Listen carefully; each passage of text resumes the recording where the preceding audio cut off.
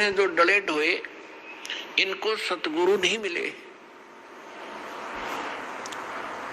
इन ऋषियों ने जो साधनाएं की, एक तो वेदों को आधार माना और वेदों को समझ नहीं सके, क्योंकि परमेश्वर ने आकर स्वयं बताया है कि गुरु बिन काहू न पाया ज्ञान, जो थोथा बुस छड़े मूढ़ किसाना। गुरु बिन वेद पढ़े जो प्राणी, समझन सार रहे अज्ञानी। ये जितने भी ऋषि थे, इनको सतगुरु मिले नहीं।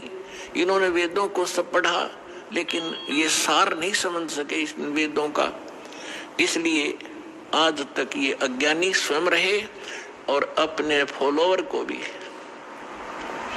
उसी अज्ञान से परिपूर्ण कर दिया, और जिसका खामियाना आज तक ये मानव समाज भोग रहा है, भर रहा है। परमात्मा आए, उनको रिजेक्ट करवा दिया नकली ऋषि, महर्षि और मंडलेश्वरों ने, ये कहकर के ये ज्ञानी है, अशिक्षित है, क्या जाने वेदों और ग्रंथों के गूढ़ रहस्यों को, संस्कृत आती नहीं, और वो संस्कृत के मास्टर कहलाते थे।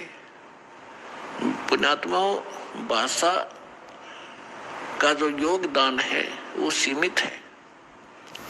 अब कोई संस्कृत भाषा जानता है तो इंग्लिश नहीं आती तो अविद्वान हो गया वो।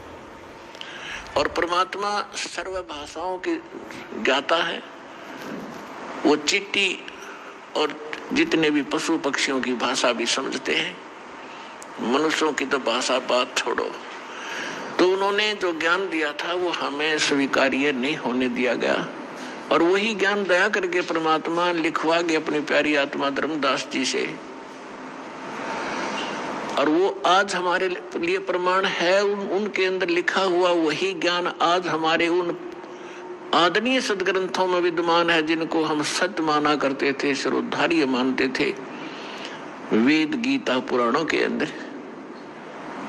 तो वो भगवान थे, अशिक्षित होते हुए, और इन सब ग्रंथों का के अंदर का ज्ञान वो हमें बताकर चले गए सिंपल लैंग्वेज में। तो वो भी भाषा है, एक संस्कृत भी भाषा है। भाषा का काम अपने विचारों को दूसरे तक पहुंचाना मात्र होता है। अब जैसे संस्कृत भाषा में सभी जो हमारे पूर्व के धर्म गुरु थे, हिंदू धर्म के धर्म गुरु, वो केवल संस्कृत भाषा ही बोला करते थे। सदग्रंथों को उन्होंने रट रखा था, चारों वेदों को भी घोट लिया था, चतुर्वेदी कहलाते थे। 3 वेदों को भी कंठस्थ याद कर लिया था, त्रिवेदी कहलाते थे। लेकिन कख भी पता नहीं था, वो तो गधे की तरह लद्दे अंडे थे।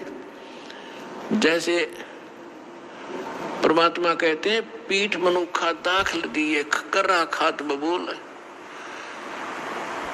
जैसे ऊंट के ऊपर मनुखा दाख लाज रखी थी,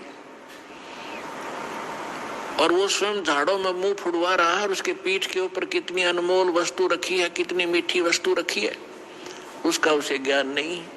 इसी प्रकार हमारे जितने धर्मगुरु थे, इन सदग्रंथों को ये कंठस्थ याद कर लिया करते थे, लेकिन खाते थे झाड़ बोझड़े, यानी आन उपासना ही किया करते थे। अब जैसे ये हठ योग जो तप किया इन ऋषियों ने, ये कहां से बकवाद भाई इनको। इस काल भगवान ने एक चिंता बनी रहती है, काल भगवान को, ब्रह्म को, जिसके 21 ब्रह्मांड में है और उसमें से एक ब्रह्मांड में हम रह रहे हैं। उसको ये चिंता बनी रहती है कि यदि इन प्राणियों को यथार्थ ज्ञान होगा उस परम पिता का, ये सभी भाग जाएंगे, तेरा लोक उजड़ जाएगा। इसलिए इसका भरसक प्रयत्न रहता है कि इनको मिसगाइड रखूं और कोरी बकवाद भरवा दूं।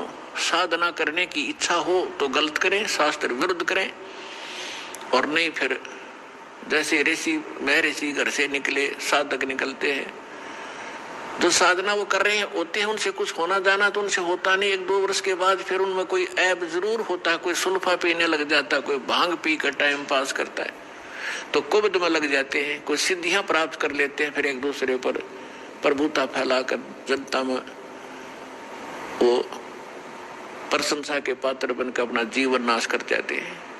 तो पुण्यात्माओं, इस तत्व ज्ञान से पता चलेगा कौन कितने पानी में और कौन सी साधना सही कौन सी गलत।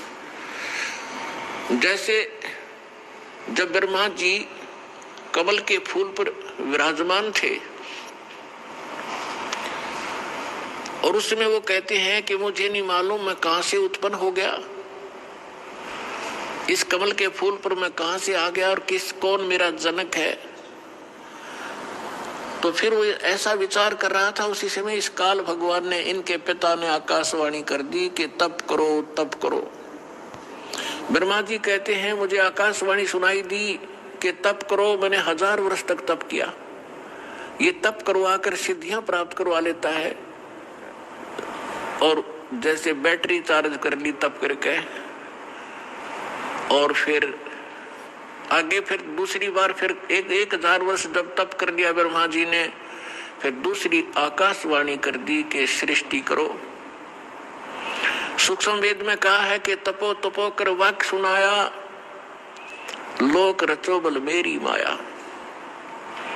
पहले तो कहा तप करो तप करो, जब तप कर लिया, जब कहा कि सृष्टि रचो, तो ब्रह्मा जी ने उस आकाशवाणी जो काल ब्रह्म की थी उसको पूर्ण परमात्मा की मान ली, क्योंकि इनको पता था नहीं कख भी कौन भगवान है, कैसा है। आज तक इनको परमात्मा का कोई साक्षात्कार नहीं हो लिया है।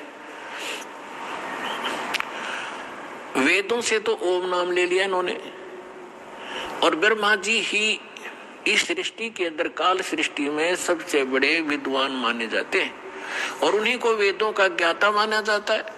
अब अन्य जिस भी ऋषि को, मनु को या वासिष्ठ को, जिसको भी उस ब्रह्मा जी ने जैसा ज्ञान दिया, तो उसमें से एक तप भी साथ जोड़ दिया सभी ने कि ब्रह्मा जी को आकाशवाणी हुई थी कि तप करो।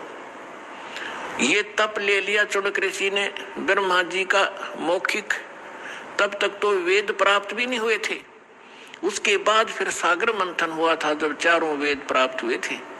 वैसे कंप्लीट जो वेद थे ये 5 थे।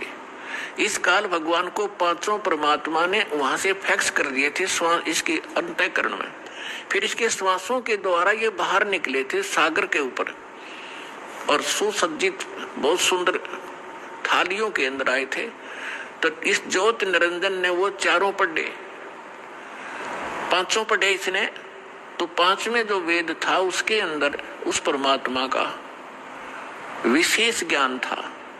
तो इसको चिंता बन गई कि उस परमात्मा की इस प्रकार जानकारी प्राणियों को होगी, ये सब भाग जाएंगे। उसने 5वां वेद छुपा दिया और 4 वेद अपने पुत्र ब्रह्मा को दे दिए। सागर मंथन के समय अपने श्वासों से छोड़ दिए और 5वां गुप्त कर लिया। उसकी अक्षति पूर्ति करने के लिए स्वयं परमेश्वर को आना पड़ता है। उस 5वें वेद को